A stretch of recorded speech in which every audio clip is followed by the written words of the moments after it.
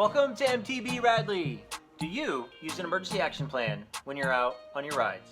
Do you know what an emergency action plan is? By the end of this video, you'll have my template that I use to create my own EAP. For the best mountain biking tips, reviews, and trail rides, subscribe to my channel and tap the bell to be notified every Thursday when I post a new video. Mountain bikes are rad! You should get one! Over the years, I've helped thousands of people recreate outside, and mountain biking was just one of those activities. Now, it's time for me to help you. Today, we're not practicing any drills or going for a ride. Instead, we're practicing something every mountain biker should do. We're breaching the topic of risk management and putting together an emergency action plan, otherwise known as an EAP. First of all, what is an EAP? We'll get to that in a second. Secondly, why do you need one? Well, sometimes shit happens and you need to be prepared for it. Before we answer those questions, what the heck is risk? Well, according to Wikipedia, risk is the possibility of something going bad. Everything you do in life has some level of risk associated with it. Whether you're walking your dog on a sidewalk down the street, you're riding A-line at Whistler, or you're summiting Mount Everest. Those risks could vary from twisting your ankle on a crack in the sidewalk while you're walking your dog, to something like a broken appendage, head injury, or worse. The probability of an injury, property damage, or another risk runs the full range of not very likely up to very likely. As outdoor enthusiasts, we accept some level of risk whenever we engage in our favorite outdoor activity. Please research those risks and the probability of those risks happening. Being aware of the probability and the risks associated with mountain biking is a really important component that every mountain biker should be aware of. Being aware of the risks associated with mountain biking is a very important component of engaging in that activity, and every mountain biker should understand these risks prior to mountain biking. An EAP will tell your family and friends what you're doing, where you're going, what time you're going to be back, and who to call if you don't return. Without sharing this information with someone dependable, you run the risk of no one coming if you find yourself injured on the trail, or waiting until someone stumbles across you. Not a situation probably any of us want to be in. In a previous video, we went over all the new gear every mountain biker should have. If you're new to mountain biking, you need this checklist. Click I to access that checklist, or look in the description below for a link to that checklist. In addition to the gear listed on that checklist, every rider should carry an emergency communication device of some kind, even if you're traveling in groups. Here's an example of an EAP I might use for one of my trips.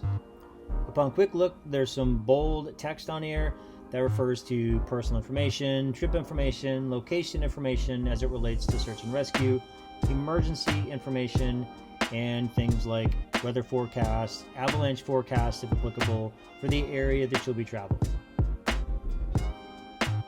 Up at the top, up here, personal information. You want to include the names and phone numbers of everyone in your group. Vehicle number information, so the make, the model, and the license plate number of all the vehicles. In the trip information, you want a brief description of your adventure. So what type of adventure are you going on? Are you mountain biking, hiking, skiing, whatever? What's the anticipated distance and elevation to cover? This is also makes for good planning if you complete this template, so that you know what you're getting into. Parking location. Where are you parking your vehicles? Are you parking at two different locations? Are you biking from one trailhead to another? What are your trailhead names? What's your trail name and your destination? What's your departure date and time? What's your turnaround point look like? So like, where are you turning around in the trail and what time are you turning around? What is your return date and time?